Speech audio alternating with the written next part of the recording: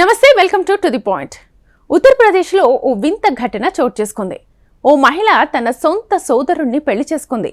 ముఖ్యమంత్రి సామూహిక వివాహ యోజనలో భాగంగా అందే డబ్బులు, బహుమతుల కోసం ఆ మహిళ ఈ ప్లాన్ చేసింది. ఉత్తరప్రదేశ్ మహారాజ్గంజ్లో లక్ష్మీపూర్లో ఈ ఘటన చోటు చేసుకుంది.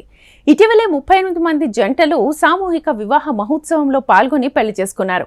వీరిలో ఒకరు ఈ మహిళ, ఆమె సోదరుడు కాగా ఆమె అప్పటికే వేరే వ్యక్తితో పెళ్లి చేసేసుకుంది. ఇక డీటెయిల్స్ లోకి వెళ్తే మధ్యవర్తులు ఆ మహిళ, ఆమె సోదరుడికి నచ్చజెప్పి పెళ్లి పీటలపై కూర్చోబెట్టారు. పెళ్లి రోజున వారిద్దరూ వరమాలలు వేసుకున్నారు. అగ్నిహోమం చుట్టూ 7 అడుగులు వేశారు. ఇలా సాధారణ పెళ్లిలో జరిగేవన్నీ చేశారు ఆ మహిళ, ఆమె సోదరుడు. ఆ తర్వాత అధికారుల నుంచి వారిద్దరికి బహుమతులు కూడా అందాయి. ఈ విషయం ఎలా బయటకు వచ్చిందో కానీ అధికారుల దృష్టికి వెళ్లిపోయింది. వివాహిత తన సోదరుణ్ణి పెళ్లి చేసుకుందన్న ఘటనపై అధికారులు దర్యాప్తు చేపట్టారు. ఇది నిజమే అని తేలినట్టు సమాచారం కూడా ఉంది.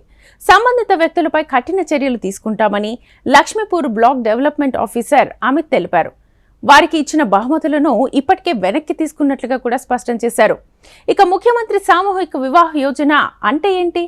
ఆర్థికంగా వెనుకబడ్డ వర్గాల కోసం ఉత్తరప్రదేశ్ ప్రభుత్వం తీసుకొచ్చింది ఇది. ఈ ముఖ్యమంత్రి సామూహిక వివాహ యోజన ఈ పథకం కింద లబ్ధిదారుల పెళ్లిళ్లను ప్రభుత్వమే నిర్వహిస్తుంది.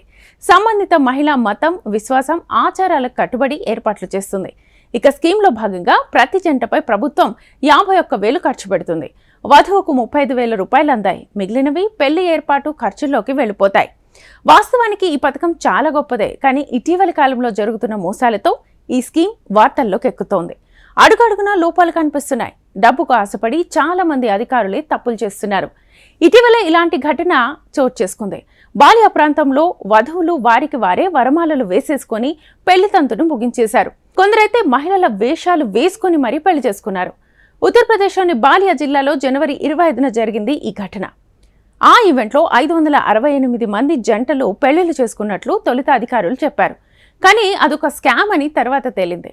వధూవరులుగా నటించేందుకు ప్రజలకు డబ్బులిచ్చి మరీ అక్కడికి తీసుకెళ్తారట.